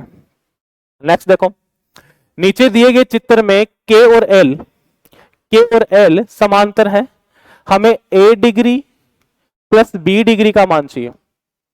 सिंपल बात आप समझिए, इसमें हम क्या करते हैं कि मैं काम करता हूं, के और एल के बीच है ना, हम एक समांतर रेखा खींच देते हैं। तो ये समांतर रेखा तीनों रेखाएं क्या है समांतर है। अगर तीनों रेखाएं समांतर है तो देखो ये वाली तिर्यक रेखा हो गई, ये समांतर हो गई, ये कोण ए है तो ये वाला कोण भी क्या होगा ए डिग्री होगा। सिमिलरली आप यहां से देख सकते हैं ये और ये समांतर है, ये वाला कोण बी है तो ये वाला भी बी होगा, क्योंकि कौन से कोण है एकांतर कोण। और दोनों को मिला दे तो ये कंप्लीट कोण बन जाएगा, और ये कंप्लीट कोण कितना डिग्री है 45। तो हम यहां से कह सकते हैं कि इन दोनों का योग कितना होगा 45 डिग्री।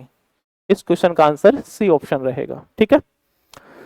चलिए 148 नंबर का क्वेश्चन देखो, चित्र ABCD के समांतर बी एफ एच के समांतर है तो एफ एच ई किसके बराबर रहेगा? देखो F H E, F H और बी ये आपस में क्या है? समांतर है। ये 50 है, ये 60 है, टोटल 180 डिग्री एक रेखा पर, तो ये कितना हो जाएगा? 70, क्योंकि 60 और 50 110 और 70 180 हो गया। अब ये दोनों कौन कौन से कोण हो गए? आंतरिक कोण। ये 70 है तो जो बचा हुआ कोण एफ एच ई वो कितना हो जाएगा? 110, क्योंकि आंतरिक कोणों का योग हमारे पास कितना होता है? 180 डिग्री। तो हमारे पास इस क्वेश्चन का आंसर बी ऑप्शन रहेगा, डी ऑप्शन रहेगा। 149 नंबर का क्वेश्चन देखो, वह कोण कितना डिग्री का होगा जो अपने संपूरक कोण के 1/3 के बराबर है? अगर कोई कोण थीटा है तो उसका संपूरक कोण होता है 180 माइनस थीटा। और क्वेश्चन क्या कह रहा है कि वह कोण कितने डिग्री का होगा जो अपने संपूरक के 1/3 के बराबर है। यह संपूरक है, इसका अगर 1/3 निकालेंगे तो ये इसके बराबर आ जाएगा। ठीक है, तो 3 से यहां गुणा करोगे 3 थीटा, 180 माइनस थीटा हो गया तो ये 4 थीटा हो जाएगा। 4 थीटा की वैल्यू 180, तो थीटा बराबर कितना आ जाएगी? 45 डिग्री। ठीक है ना, 90 और 45। ठीक है, तो हमें उस कोण की वैल्यू चाहिए तो कितना हो जाएगी? 45, बी ऑप्शन। चलिए, मुझे लगता है कि लास्ट और अंतिम क्वेश्चन है। देखो, दो संपूरक कोणों का अनुपात 2:3 है, छोटा कोण कितना होगा? दो संपूरक टोटल 5 हो गया, वैसे कितना के बराबर होता है? 180 डिग्री के बराबर। भाई संपूरक दो कोणों का योग संपूरक है तो मतलब 180 है, तो 3 और 2 टोटल 5 हो गया, तो 5 बराबर 180 डिग्री, तो 1 बराबर कितना हो जाएगा? 36 डिग्री। हमें छोटा कोण चाहिए, तो जिसका अनुपात छोटा होगा वो कौन छोटा होगा? तो 2 को 36 से गुणा किया तो कितना आ गया? 72 डिग्री। तो इस क्वेश्चन का आंसर हमारे पास 72 डिग्री है। ठीक है, तो मुझे लगता है कि हमारे पास सारे क्वेश्चंस हो गए हैं। और वही बात कि थोड़ा स्पीड से इसलिए करना पड़ता है कि बहुत लंबे क्वेश्चंस हैं और इतना ही सफिशिएंट टाइम आपके पास होता है। अगर फिर भी किसी कारण से क्वेश्चन कोई समझ नहीं आ रहा है तो आप इसको बार बार रिकॉल करके देखें, और मुझे लगता नहीं कि कोई ज़्यादा कुछ खास रहेगा। और आज की क्लास को हम समाप्त करते हैं एक प्यारी सी स्माइल के साथ। ठीक है, चर्चा करेंगे अगली पेपर सॉल्यूशन के अंदर। ठीक है, तब तक के लिए धन्यवाद।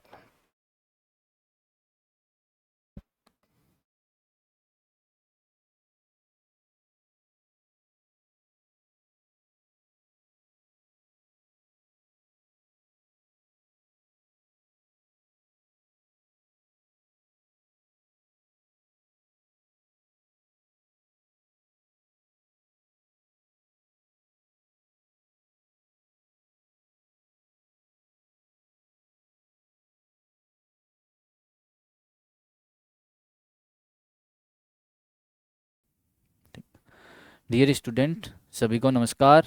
प्रयास के ऑनलाइन एजुकेशन हब पर आप सभी का हार्दिक स्वागत है। हमारी जो टास्क आधारित टेस्ट सीरीज चल रही है 2.0, उसमें आज जो पेपर हुआ था L2 का, उसमें साइंस में के पेपर में जो फिजिक्स के क्वेश्चन थे ना, ध्वनि के क्वेश्चन थे, और उनका हम सॉल्यूशन करेंगे। देखो, पहला 81 से स्टार्ट होता है। किसी माध्यम में ध्वनि तरंग की आवृत्ति दे रखी है आपको, 300 हर्ट्ज दे रखी है, वेग दे रखा है 300 मीटर प्रति सेकंड दे रखा है। इस तरंग का तरंग दैर्घ्य आपसे पूछा गया है। हम जानते हैं, देखो आप जानते हो ना, v बराबर क्या होता है? N lambda. क्या होता है? v बराबर एन लेमडा। अब आपको देखो v वेग दे दिया, वेग कितना दे रखा है उसने? 300 मीटर प्रति सेकंड दे रखा है। और एन, एन मतलब कि आवृत्ति, आवृत्ति कितने दे दी? 300 हर्ट्ज दे दी। आपसे पूछा है लेमडा। क्या पूछा है? लेमडा। क्या बोलते हैं इसको? तरंग दैर्घ्य। क्या है उससे? क्या आ जाएगा? v बटे एन। v आप 300 है, एन भी कितना है? 300 है।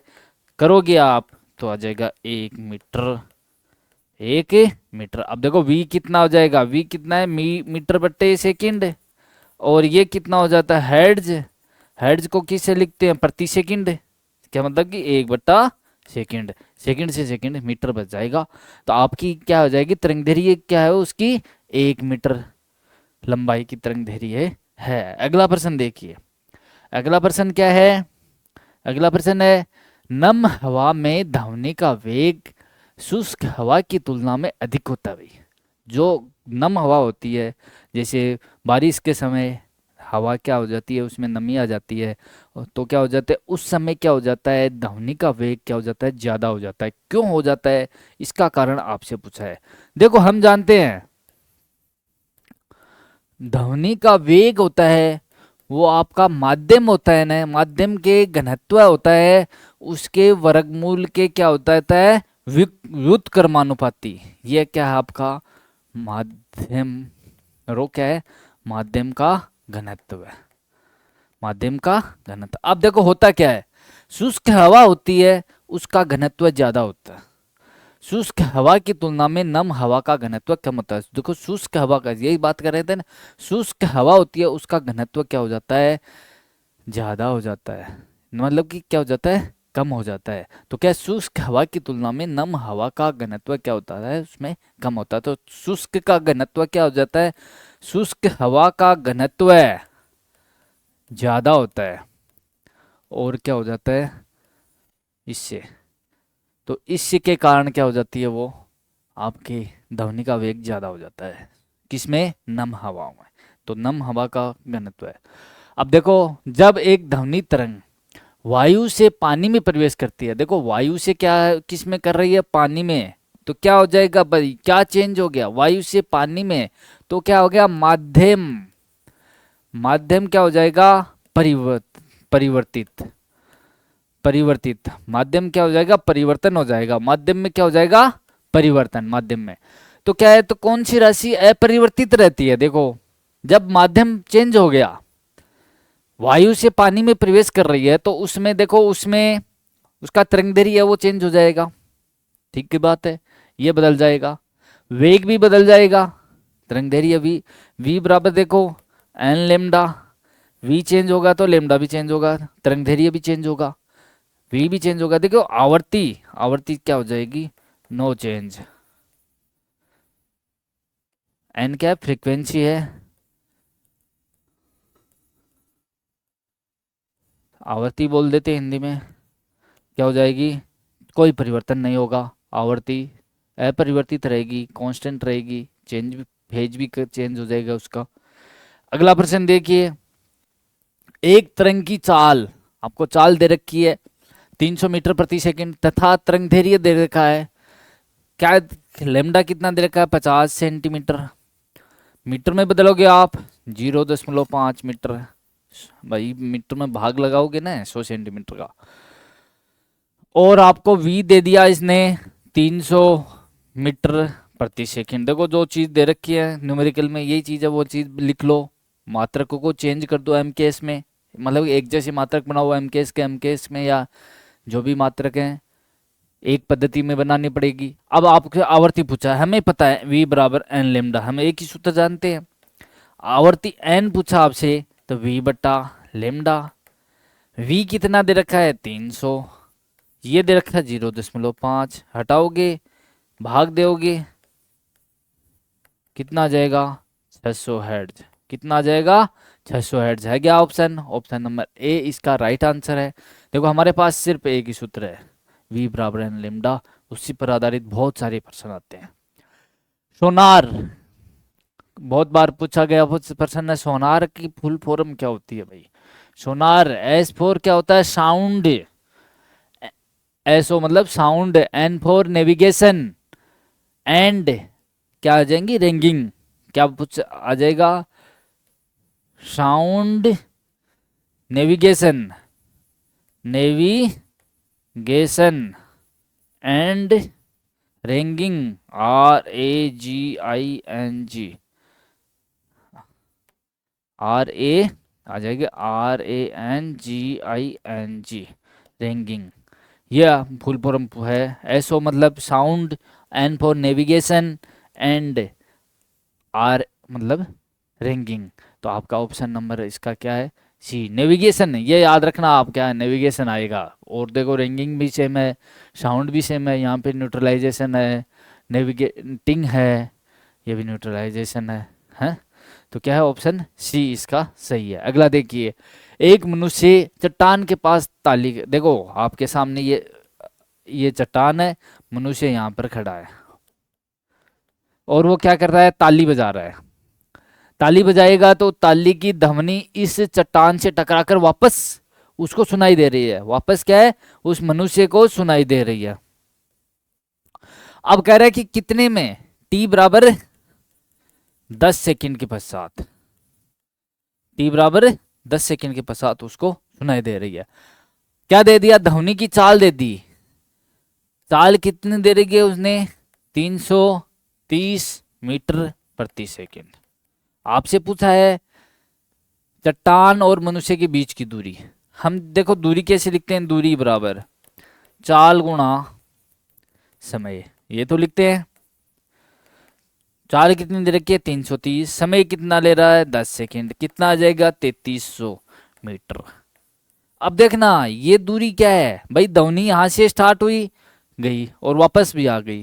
कितना समय लिया उसने, उसने क्या है, देखो डी दूरी थी ना पहले, तो क्या है वापस भी आए लौट कर, वही डी दूरी उसने तय की, तो कितने हो जाएगी, 2d दूरी। आपसे पूछा है डी पूछा है,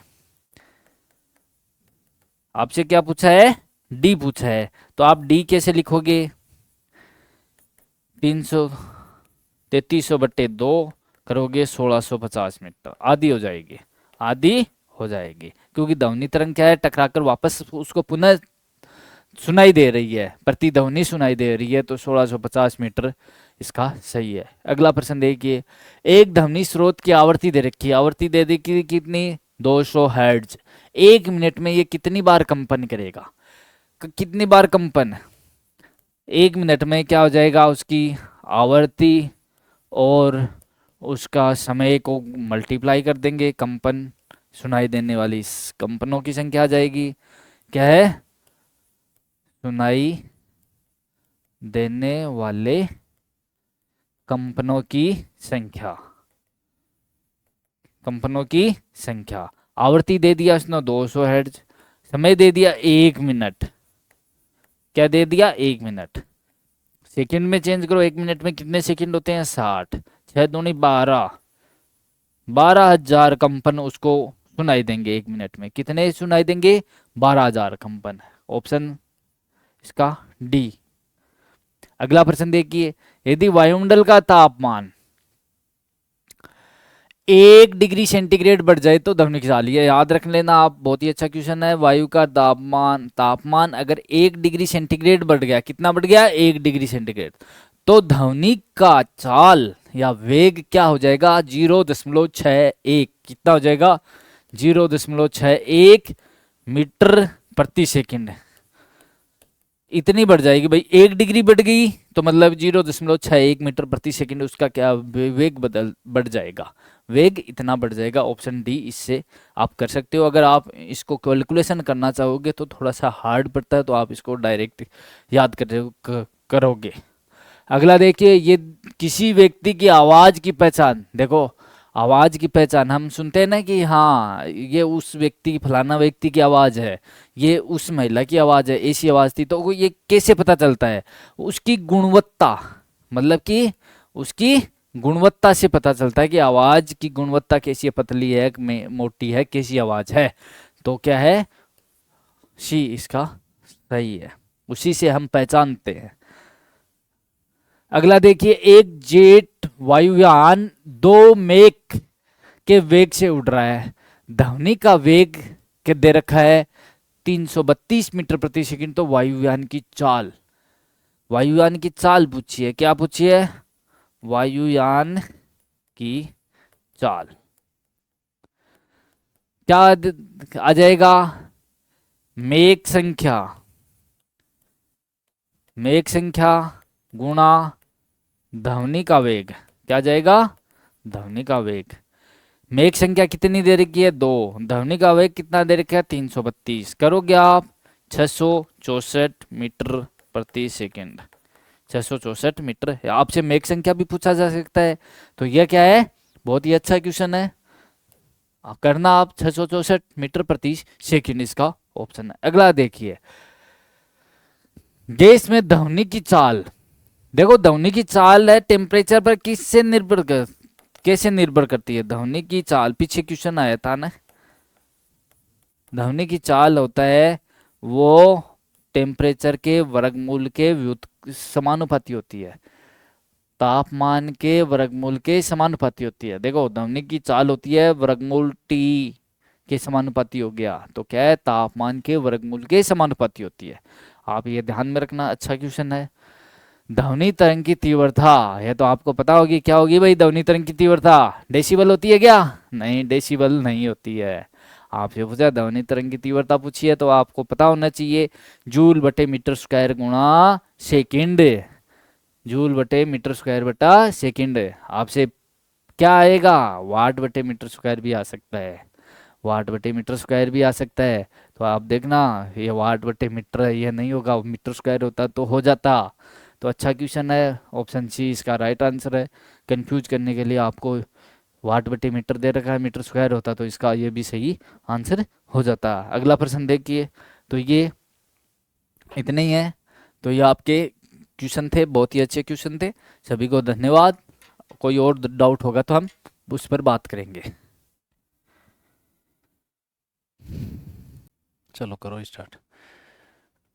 हेलो, सभी को नमस्कार भाई। देखो आपके टास्क आधारित टेस्ट सीरीज 2.0 का जो टेस्ट पेपर था ग्रेड 3 का, उसमें केमिस्ट्री के क्वेश्चन जो दिए गए थे वो इस प्रकार हैं। 93 नंबर का क्वेश्चन देखो, सल्फर का परमाणु द्रव्यमान 32 एकीकृत इकाई, यू का मतलब क्या है, यूनिफाइड यूनिट, एकीकृत इकाई है, सल्फर की 16 ग्राम मात्रा में मोलों की संख्या होगी। तो आपको ये पता होना चाहिए मोल कैसे निकालते हैं। मोल इक्वस टू, मोल कैसे निकालते हैं, मोल इक्वस टू क्या करोगे आप, वेट इन ग्राम, वेट इन ग्राम में भार, वेट इन ग्राम अपॉन में मोलर मास बोल दो, और ये एटॉमिक वेट का आपको डिवाइड करना है। यहाँ एटम है तो एटॉमिक वेट का डिवाइड करना है।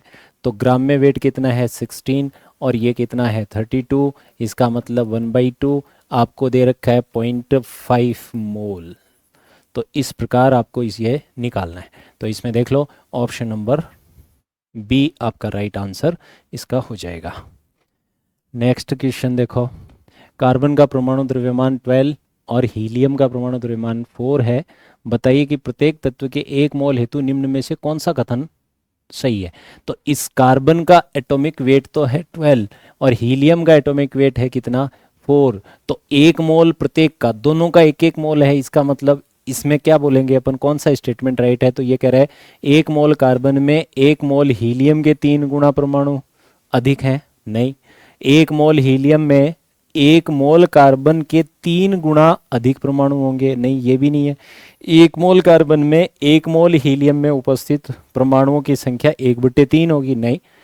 1 मोल कार्बन में 1 मोल हीलियम में उपस्थित परमाणुओं की संख्या सेम होगी। आपको ये पता है नंबर ऑफ मोल सेम होंगे तो नंबर ऑफ एटम्स भी सेम होंगे। इसका मतलब ऑप्शन नंबर डी।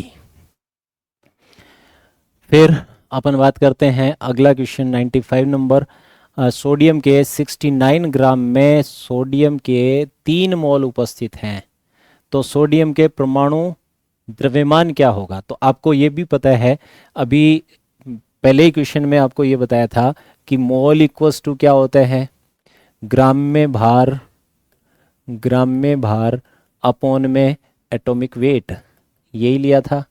अब आपको क्या पूछ रहा है, आपको एटॉमिक वेट पूछ रहा है, आपको मोल दे रखे हैं और आपको ग्राम में भार दे रखा है। इसका मतलब एटॉमिक वेट कितना आ जाएगा, एटॉमिक वेट इक्वल्स टू ग्राम में भार अपॉन में क्या कर दोगे, अपॉन में कर दोगे नंबर ऑफ मोल्स। तो ये कितना आ जाएगा 69 अपॉन में 3, तो कितना आएगा 23, तो कितना आएगा 23, ऑप्शन नंबर सी। अगला क्वेश्चन देखो, कॉपर के एक अणु में कितने परमाणु होते हैं। एक अणु का मतलब कॉपर का एक अणु नहीं है, क्या होएगा यहाँ पर 1 मोल, ठीक है। तो 1 मोल में कितने परमाणु होंगे, तो आपको पता है 1 मोल में अवोगाद्रो नंबर के बराबर होते हैं, और अवोगाद्रो नंबर कितना होता है 6.023 × 10 की घात कितनी 23, 2 3 या 2 2, तो इसमें 2 2 दे रखा है, 23 वाला ऑप्शन सही हो जाएगा, ऑप्शन नंबर सी। तो ये आपको ध्यान रखना है, अणु की जगह क्या करना है, मोल, या फिर 1 ग्राम अणु भी दे सकता है, 1 ग्राम अणु कह सकता है, 1 ग्राम अणु का मतलब भी 1 मोल ही होता है। ठीक है, अगला अवोगाद्रो संख्या में Na का अर्थ है, Na क्या क्या अर्थ है, Na का मतलब अवोगाद्रो नंबर का मतलब कोई भी एटम उसके 1 मोल में परमाणुओं की संख्या बताता है अवोगाद्रो नंबर। तो देखो इसमें परमाणु के नाभिक में प्रोटॉनों की संख्या नहीं, किसी तत्व के 1 ग्राम परमाणु मतलब 1 मोल में परमाणुओं की संख्या, 1 ग्राम परमाणु का मतलब है, इस ग्राम परमाणु का मतलब है मोल, तो 1 मोल में परमाणुओं की संख्या क्या होती है, अवोगाद्रो संख्या। ऑप्शन नंबर बी हो जाएगा आपका, कौन सा हो जाएगा, ऑप्शन नंबर बी। अगला है हीलियम में 64 ग्राम में कितने मोल मौजूद हैं, तो सीधा क्वेश्चन है, अभी बताया था आपको, मोल्स इक्वल टू ग्राम में वेट अपॉन में एटॉमिक वेट, तो ये 64 है, एटॉमिक वेट हीलियम का कितना है, 4 है, तो कितना आएगा 16 मोल, ऑप्शन नंबर बी। नेक्स्ट, निम्न में से किसका वजन सबसे ज्यादा है, ठीक है, वेट पूछ रहा है आपको किसका सबसे ज्यादा है, तो आपको देखो हाइड्रोजन के 10 की पावर 23 मोल का, फिर कह रहा है H2O के 1 मोल का, इसके बाद नाइट्रोजन के 1 मोल का, ऑक्सीजन के 1 मोल का। तो ऑक्सीजन के 1 मोल का कितना होता है आपको पता है, कितना होता है 32 AMU। ठीक, इसका नाइट्रोजन का कितना होगा 28 AMU। ठीक है, H2O का कितना होगा 18 AMU। और हाइड्रोजन की बात करें, इसके 10 की घात 23 मोल है, जिसके नंबर ऑफ मोल ज्यादा होंगे उसका ही ज्यादा होना है, तो हाइड्रोजन के 1 मोल का 2 है, तो 2 गुणा 10 की घात 23, तो यही आ जाएगा इतना AMU। ठीक है, इस तरह से करना है, तो सबसे ज्यादा किसका है आपको दिख रहा है, ऑप्शन नंबर ए। अगला SO2 के 0.6 मोल में सल्फर के कितने परमाणु मौजूद हैं, तो आपको ये परमाणुओं की संख्या, नंबर ऑफ एटम्स, परमाणुओं की संख्या equal to number of moles multiply by Avogadro number, यही करना है। तो अब नंबर ऑफ मोल्स कितने हैं 0.6, अवोगाड्रो नंबर 6.23 इंटू 10⁻23, ये करना है, इसको मल्टीप्लाई कर लो, जो आता है वो आंसर आ जाएगा आपका 6 × 18, 8 1 6 दूनी 12 और 1 13, फिर 1 पॉइंट और 36, तो 3.6 और मल्टीप्लाई बाई 10⁻23, यही आएगा, ये आ जाएगा आपका। ठीक है, अब इसमें ऑप्शन देखो, तो ऑप्शन तो ऐसा कोई है ही नहीं, तो ये 23, इसको चेंज करना है 10 की घात 23। ठीक है, ये ध्यान रखना है 3.613, हाँ, और 10 की घात 23, इसको ध्यान रखना है। ठीक है, चलिए नेक्स्ट है निम्न में से, और एक चीज और ध्यान रखनी है, देखो इसके अंदर आपको दिख रहा है ये मोल किसके हैं, SO2 के, और SO2 के अंदर सल्फर कितना है, एक ही है। अगर यहाँ कोई और होता, जैसे H2O होता और H2O के अंदर हाइड्रोजन के पूछता, तो 2 से और मल्टीप्लाई करना होता, तो ये भी ध्यान रखना है। ये कौन है, SO2 है, SO2 में 1 मोल, 1 अणु में सल्फर कितने हैं, एक ही है, इसका मतलब इसको अपने मल्टीप्लाई नहीं किया, तो यही आएगा आंसर। अगला, निम्नलिखित में से कौन सा जल के 2 अणुओं का द्रव्यमान है। अब 2 अणुओं का द्रव्यमान पूछ रहे हैं आपसे, 2 अणुओं का द्रव्यमान, तो आप कैसे निकालोगे भाई, 1 मोल का कितना होता है आपको पता है, 18 होता है। ठीक है, 1 मोल का कितना होता है, 18 होता है, और 1 मोल के अंदर एटम कितने होते हैं, मॉलिक्यूल कितने होते हैं, अणु कितने होते हैं, 6.023 गुणा 10 की घात 23 होते हैं। ठीक है, कितने होते हैं, 10 की घात 23 होते हैं। अब ये कितने का आ गया, 1 अणु का आ गया, 18 तो कितना था 1 मोल का, और 1 मोल में कितने परमाणु या अणु, तो ये वाले अवोगाद्रो नंबर के बराबर। इसका मतलब 1 अणु का तो ये हो गया, 1 अणु का द्रव्यमान, तो ये हो जाएगा। अब 2 का निकालना है तो मल्टीप्लाई बाई 2, 2 का निकालना है तो मल्टीप्लाई बाई 2। तो इसको आप सोल्व करेंगे तो 6 3 18, तो इसको भाग दिया तो 3 आ जाएगा, इसके लगभग 3 के बराबर, 3 दूनी 6 और 10 की पावर -23। तो ये आंसर आ जाएगा आपका 6 के आसपास आ रहा है। सीधा सीधा आप कैलकुलेट कर लेना, इसको मल्टीप्लाई बाई 2 कर देना और ऑप्शन नंबर ए हो जाएगा। 1000 ग्राम H2O में NaOH के 40 ग्राम को घोलकर बनाया गया है तो विलियन है, तो इसके अंदर इसको 1 मोलर और ये फॉर्मल नहीं, इसको बोलते हैं फॉर्मल, इसको क्या बोलते हैं फॉर्मल, और ये कौन है मोलल। तो 1 किलोग्राम सॉल्यूशन के अंदर या 1000 ग्राम पानी के अंदर किसको घोला आपने, NaOH के 40 ग्राम घोले, तो मोलेलिटी निकलती है, मोलेलिटी इक्वल्स टू ग्राम में सोल्यूट का वेट अपॉन में इसका molar mass multiply by volume weight of solvent और मल्टीप्लाई बाई ये ग्राम में दे रखा है तो ये आ जाएगा, तो कितना आया 1, तो ये कितना आएगा 1 मोलल, ऑप्शन नंबर सी। अगला ठीक है, ये आपके आंसर, ये किसका है, बायो का क्वेश्चन है। तो ये क्वेश्चन थे आपके केमिस्ट्री के जो कंप्लीट हैं। स्टार्ट करते हैं डिस्कशन, जो कि आज का पेपर है आपका पर्टिकुलर देखें तो आपका 3rd grade test series 2.0। Okay, इसमें साइंस के क्वेश्चन जो बायो के हम लोग डिस्कस कर रहे हैं।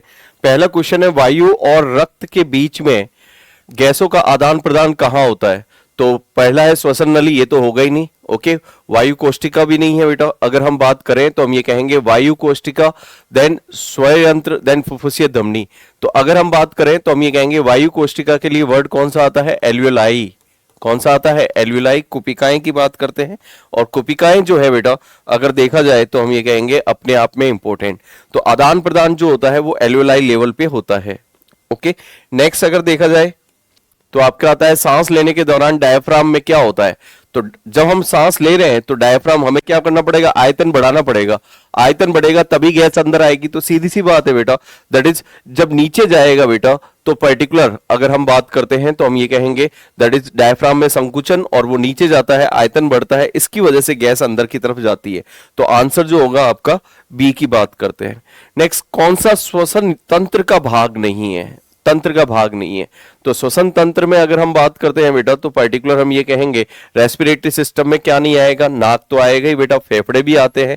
ग्रास नाल किसका पार्ट है, डाइजेशन का पार्ट है। तो यही अपना आंसर होगा बेटा, स्वर यंत्र इसमें आता ही आता है, तो पर्टिकुलर ये।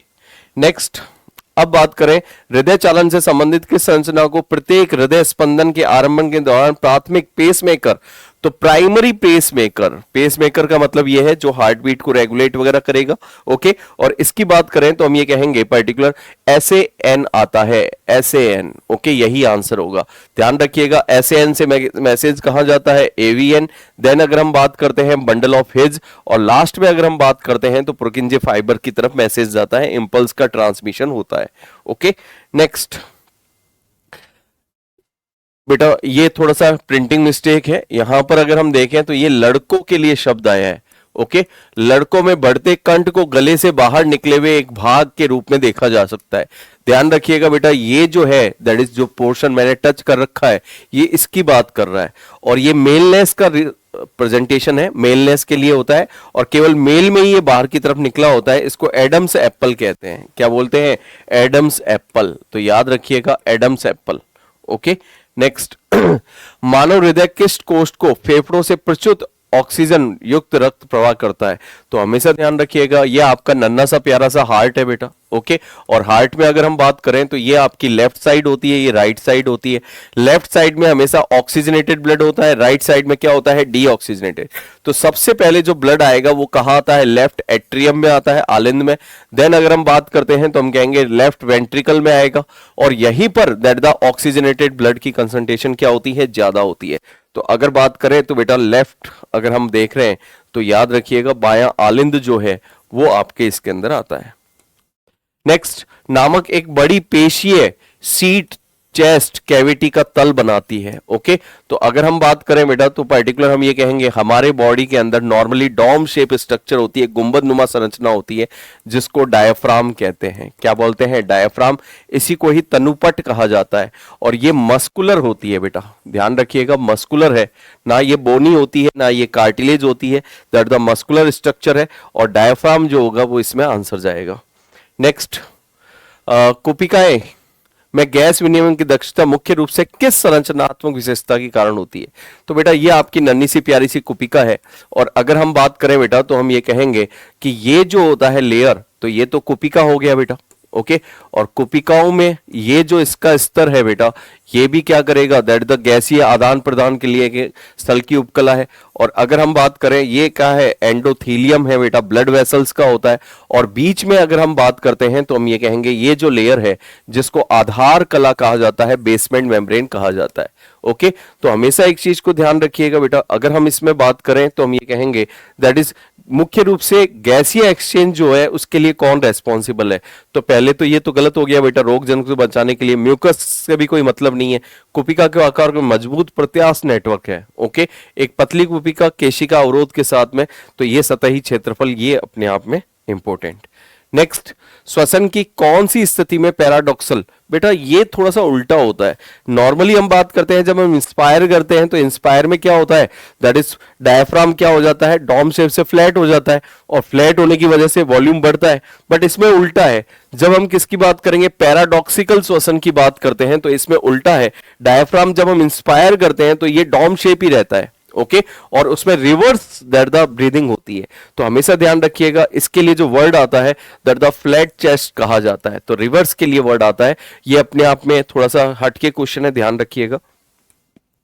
नेक्स्ट, एंजाइम ग्लूकोज को इथाइल अल्कोहल, ओके, तो दैट द ग्लूकोज से एथेनॉल बना रहा है, तो ग्लूकोज से एथेनॉल जो बनाता है वो कौन सा होता है? जाइमेज। क्योंकि इन्वर्टेज तो इन्वर्ट शुगर पे काम करेगा, डायस्टेज अपना काम करता है, माल्टेज माल्टोज पे काम करेगा, जबकि जाइमेज जो होता है वो ग्लूकोज को किस में कन्वर्ट करता है? अल्कोहल में कन्वर्ट करता है। ओके, निम्न में से कौन सा कथन सही है? ओके, तो पहला अगर हम बात करते हैं अंतः श्वसन की वायु कार्बन डाइऑक्साइड नहीं होती है, बिल्कुल होती है बेटा, नहीं पे ये चला गया। अंतः श्वसन और उच्च श्वसन में दोनों प्रकार की वायु में ऑक्सीजन होती है। ओके, तो दोनों में ऑक्सीजन नहीं होगी क्योंकि हम जब बाहर निकालते हैं तो वहां पर, और उच्च श्वसन की अगर हम बात करते हैं जो बाहर की, तो उसमें ऑक्सीजन नहीं होती है। तो अगर हम बात करें ऑक्सीजन नहीं होती, ये करेक्ट है, सी आंसर जाएगा बेटा इसके अंदर।